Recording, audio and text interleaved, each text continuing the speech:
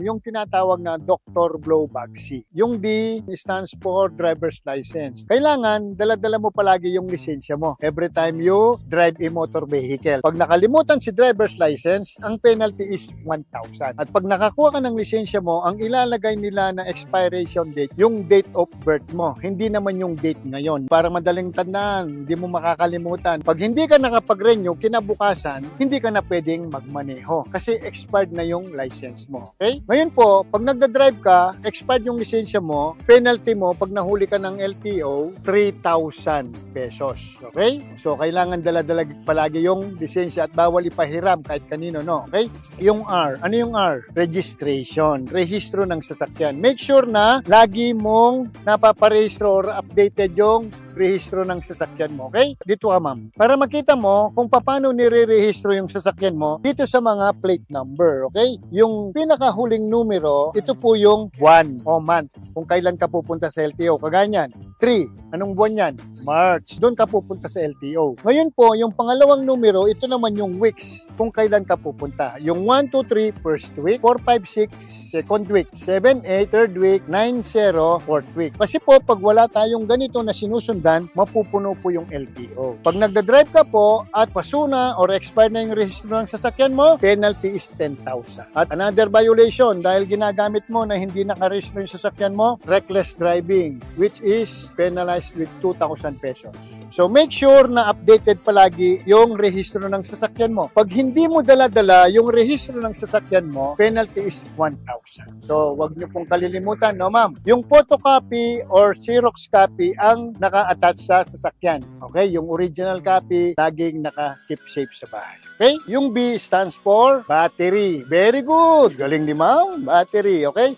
Yung baterya, ito po yun, no? Meron siyang positive tsaka negative. Yung positive, kulay red. Yung negative, kulay black. Okay? Ngayon po, ma'am, itong red, kaya po may takip yan to secure, no? Kasi po, pag sinara mo yung cover niyan, baka magtama yung metal dito, magkakaroon ng reaksyon. Anong mangyayari sa baterya? Magkakaroon siya ng short circuit or masusunog yung linya, madidiskarga yung baterya. Okay? Kaya make sure na laging may takip yan, no? Naka-cover. Ito ma'am, wala lang yan kasi ano lang to, ground lang yan, no? Hindi magkakaroon ng reaksyon. Kaya kahit tatama yan, wala. Okay? Pag minsan po, yung automatic kasi na sasakyan, kapag namatay na yung baterya, hindi mo siya may tutulak. Unlike yung manual. Pero ito, pag na-lowbat na, hindi na pwede. Ngayon po, bibigyan kita ng isang pamamaraan para ma-check mo yung baterya mo kung malakas pa, no? Okay? So, ito po yung gagamitin natin pang testing. Kahit wala kang tester, makikita mo dito kung mahina na yung baterya mo. Ilalagay mo lang ito dito sa positive, then ikakaskas mo ito dun sa negative. Makikita mo yung spark niya pag malakas pa.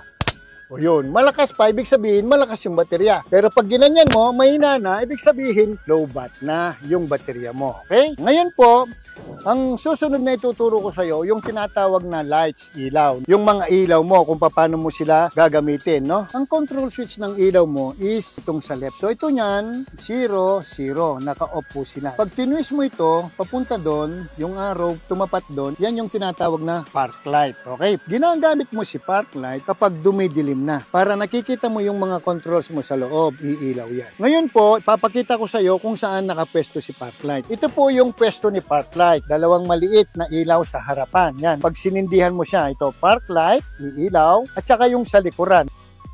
Ilaw mo dito, tail light left, tail light right, at saka po yung plate number lamp. Iilaw po yan. Ang kapartner ni park light, yung tinatawag na fog light. Okay? Yung control switch ni fog light, yung nasa loob ito. Titwist mo ito, papunta ron. Sige ma'am, tulak. Yan, ayun yung indicator niya. No? Si fog light ma'am, yun yung ilaw mo sa ilalim na dalawa. Halika ma'am, para makita mo. Ito po sila, oh. Left and right. Yan, yan. Oh, kaya pag ginagamit din yan, pag gumagabi na, kasi parang nakikita mo yung line, no? Edge line, tsaka yung center line. Okay? Ngayon po, dahil dumidilim na, gagamitin mo na si headlight para nakikita mo yung clear yung dinadaanan mo. Ititwist mo ulit, oh, papunta dun sa unahan. Yan, wala siyang indicators dyan, no? Makikita mo kasi siya dun sa unahan. Dali ka ma'am, pakikita ko sa'yo. Yan yung tinatawag na headlight, low beam, or dim light. Yan yung regular na ginagamit or standard, no? Halimbawa, may dadaanan ka na madilim, no? May hirapan ka. Ngayon, kailangan mong iliwanag yung ilaw mo. So, ang tawag po doon ay bright or high beam. Para may iliwanag mo yan, kakalabitin mo yung switch control ng ilaw. Para magamit mo po siya, tutulak mo ito forward. Yan, makikita mo yung indicators dyan, kulay blue. Yan po yung nakakasilaw paggabi. Marami pong nag-aaway dyan. Halika ma'am, makikita mo siya. Lahat ng ilaw mo niyan, nakailaw na. Ngayong araw pa lang yan, masakit na sa mata. What more kapag gabi? So, kailangan po, pag nagda-drive po tayo, pag halimbawa, naka-bright ka, pag naka-high beam ka or bright, pag may kasalubong ka, automatic mo na i-low beam. Balik mo. Yan, para hindi siya masilaw. Okay, ngayon po, pag halimbawa naman, may kasalubong ka, maliwanag yung ilaw niya. Para i-dim light niya yung ilaw niya, gagamitin mo yung tinatawag na passing light. Pe-flasher mo siya ma'am, ganyan. 1, 2, 3, yan. Okay, para yung ilaw mo nun, parang kukurap-kurap siya, no? Doon sa unahan, no? Okay, tignan mo ma'am. Makikita mo dyan sa unahan, kukurap-kurap yung ilaw mo, yan. Yan yung sign or indicators na humihingi ka ng low beam kasi maliwanag yung ilaw niya, nasisilaw ka. Okay? Ngayon po, kapag halimbawa hindi siya nag-comply, wag mo nang iliwanag yung ilaw mo, no? Para silawin siya. Ang gagawin mo, ma'am, titingin ka ng bahagya pa kanan. Ikaw ang mag-adjust para yung ilaw niya hindi directly hit sa mata mo, hindi ka masilaw. Ngayon po, meron pong penalty dyan. Pag halimbawa, nagreklamo yung kasalubong mo, halimbawa, muntik na siyang malaglag sa kanal dahil nasilaw siya, irereklamo ka niya, meron kang penalty 1,000. Paggamit naman po ng signal light, pagliliko ka ng kaliwa, kabigin mo pababa. Okay? Ngayon, kanan, pataas. Yan, okay? Ngayon po, pag humihingi ka ng giveaway sa unahan, sa harapan mo, passing light, gamitin mo. Yan, okay? Signal light left, pababa, then passing light, signal light right, pataas, passing light. Yan. Nakuha mo, ma'am?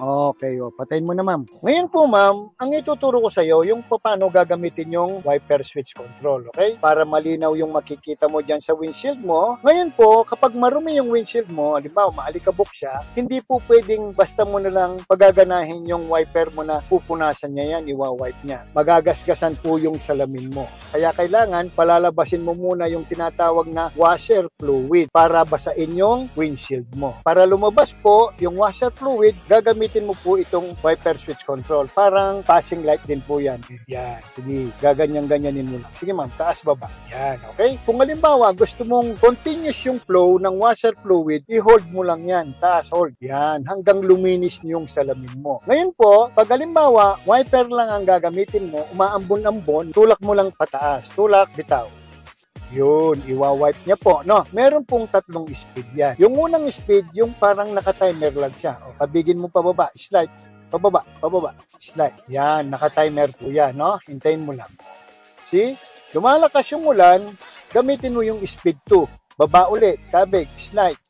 Yan, dire-diretso po yan, kaya lang mabagal lang paghagod ng wiper, no? Ngayon po, gamitin mo yung speed 3, sagad mo paba. Yan, mabilis na po yung hagod niyan. Okay? Ngayon po, wala nang ulan, papatayin mo na siya, isagad mo sa taas, then bitaw. Yun, off na. Okay?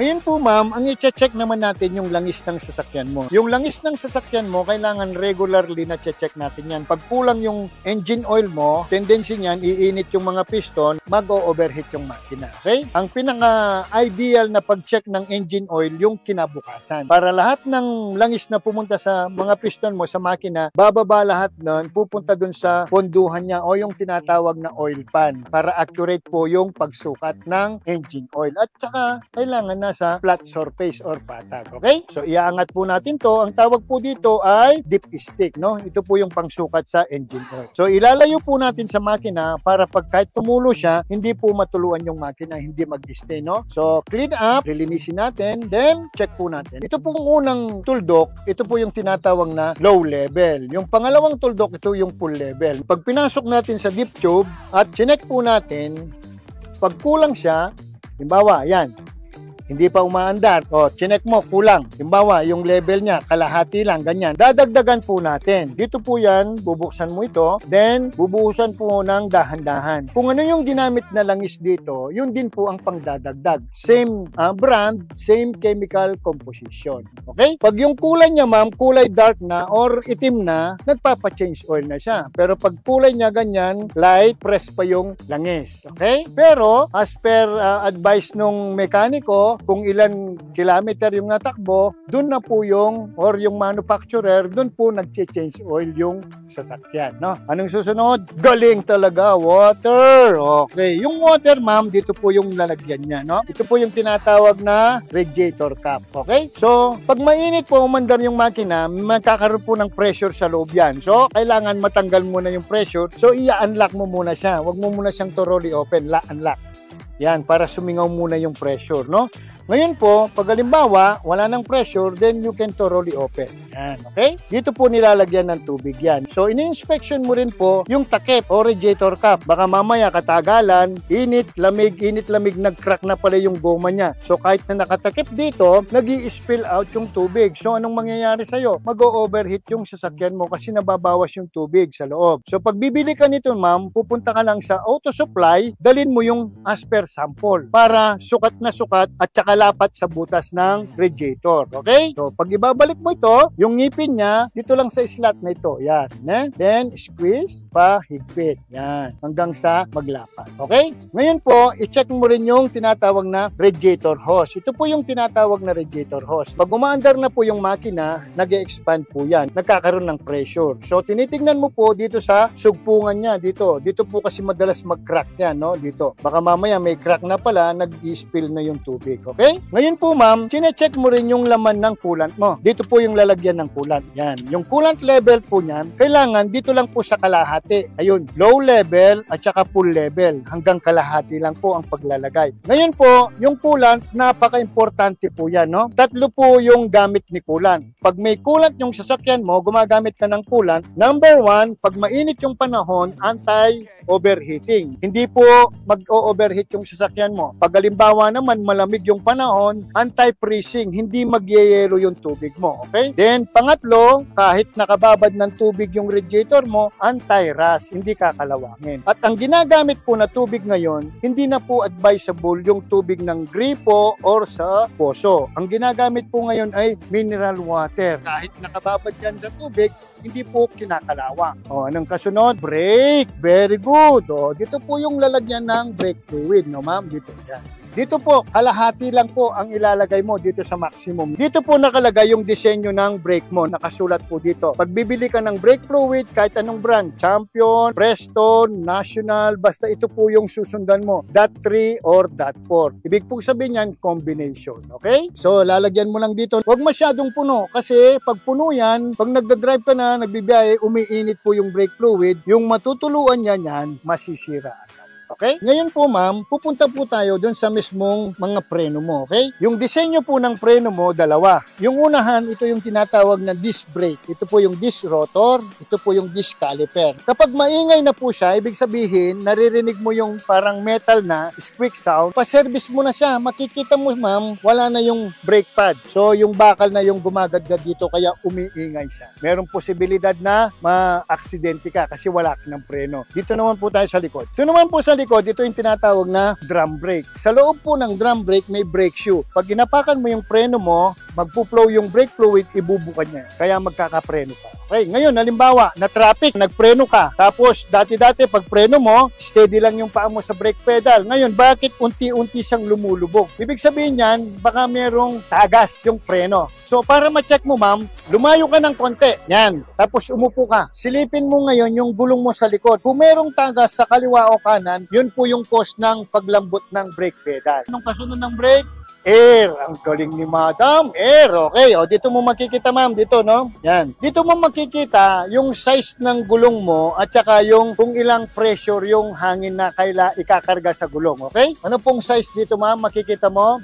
185, 60, R15, 84H. Tama, correct. O ito po yung nakasulat dyan. 185 by 60, R15, 84H. Yan po yun. Kailangan match po yan, harap at saka likod, no? Okay, ngayon po, yung laman naman na hangin, no? Yung hangin po niyan, anong nakalagay sa front? 220. Tama, okay. Yung 220, ma'am, KPA, kilopascal. Iko-convert natin ng PSI. Pag ko-convert mo ng PSI yan, yung 220, imumultiply mo ng 0.145. Ang makukuha mo is 31.9.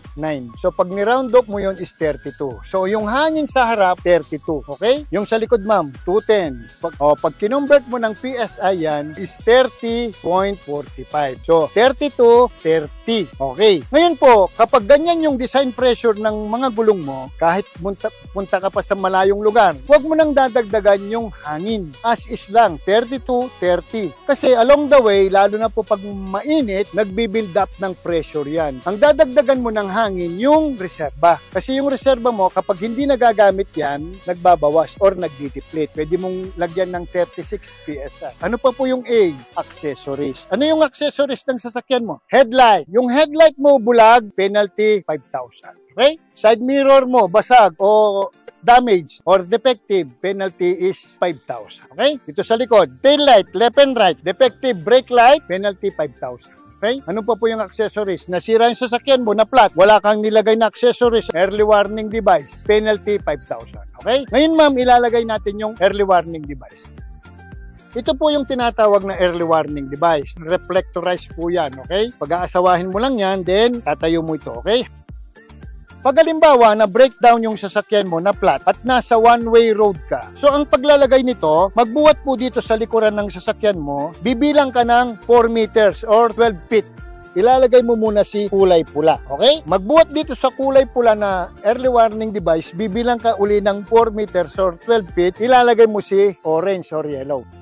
Ganyan po ang paglalagay niyan, okay? For example, na flat yung sasakyan mo, dito ka nagtatrabaho, nagkakalas ng gulong. Yung isang orange, itatapat mo sa'yo para yung mga sasakyan na galing sa likuran mo, hindi kanila mahagip. Pag halimbawa naman, nasira yung sasakyan mo, two-way road. Yung sa likod, kulay pula. Yung isa naman po sa harap, ilalagay mo yung orange. Winawarningan mo niyan yung mga kasalubong mo na sasakyan. Ganun po yung paglalagay ng early warning device. Okay? Gas. Very good. Ito po yung gas meter, no? Full, half, empty. Pag hindi mo kabisado yung pupuntahan mo, ma'am, make sure na you full tank your car, okay? Pag halimbawa po, empty na yung gas mo, iilaw po yan. Pag umilaw yan, kulay orange yan, no? Magbiblink siya. Ibig sabihin, reserve na lang po yung gumagana. Pag naubusan ng reserve yan, kahit i-full tank mo pa yan, hindi na siya aandar. Hindi mo na mapapaandar. Tatawag ka uli ng mekaniko para kalkalin yung makina, para paandarin. Another gastos na naman. So, para hindi po ganun ang mangyari sa'yo, kapag halimbawa 1 bar na lang siya, magkarga ka na ng gas. Okay? Ito pong arrow na ito na maliit, yung triangle, ang tinuturo niya niyan kung saan yung gas tank. Okay? Ngayon po, halimbawa magkakarga ka ng gas, dito mo makikita kung ano yung ikakarga mo na gas. Ano yung nakasulat, ma'am? Unleaded. Pagkatapos mong magkarga, ma'am, pag tinakip niya, mararamdaman mo yung click sound. Yun na yung higpit niya. Okay? Then, close. No? Ayan. So, tapos na tayo sa gas. Ano yung S? Steering. Okay. So, upo ka uli doon, ma'am. Yung steering mo, dalawa yung disenyo niyan. Isang fluid type at isang electronic type. Okay? Ito pong mga symbol na yan, pag nakita mong umiilaw mga yan, may problema yung sasakyan mo. Pag umilaw yan, ang ibig sabihin yan, steering. Ang problema yung yung manubela. Okay? Ngayon po, medyo tumitigas yung manubela, kulang na ng fluid. Meron pong lalagyan sa harap yan, dadagdagan mo lang po ng gear oil yon, then babalik sa normal. Magiging magaang ang pag-ikot ng manubela. Okay? Yung pangalawang design nito, yung tinatawag na electronic type. Yung electronic type, walang lalagyan ng fluid doon. Ang gagawin mo nun, ma'am, i-turn off mo lang siya. Pahinga lang ang kailangan. Pag nagpahinga ng 5 minutes, 10 minutes, mawawala na yung higpit niyan. Okay? Pero pag halimbawa, bumabalik yung paghigpit niyan, baka low bat na yung baterya mo, papakarga lang ng baterya. Okay? Ano yung why? Galing ni ma'am, yourself. Very good. Yung sarili mo. Kailangan po, pag magdadrive ka, apat po yung tatandaan mo, ha? You are physically fit. fit. Anong physical? Healthy. Walang lagnat, walang karamdaman na masama. Okay? Then, mental. Ano yung mental? Kailangan focus. Huwag mo munang isipan yung mga problema mo. Kailangan focus ka pag nagda-drive ka. Kasi pag nagda-drive ka, nasa daan ka, pag magulo yung utak mo, baka mamaya malito ka, nagpreno na pala yung sinusundan mo, hindi ka pa makapagpreno kasi lumilipad yung isip mo. Kailangan focus. Concentrate. Then, emotional. Kailangan po, kontrolin mo yung emotion. Lalo na pag nagagalit ka. Pag nagagalit ka kasi, nagbubusit ka. So, make sure na you control your emotion. Paano mo makokontrol yung emotion mo? Through prayers, no? Then, pangapat, financially fit. Kailangan meron kang pocket money kahit magkano lang sa bulsa mo. Kasi pag na-flat yung sasakyan mo, wala kang pera, paano ka? So, make sure you have pocket money. Okay? Make sure na you are physically fit, mentally fit, emotionally fit, then financially fit.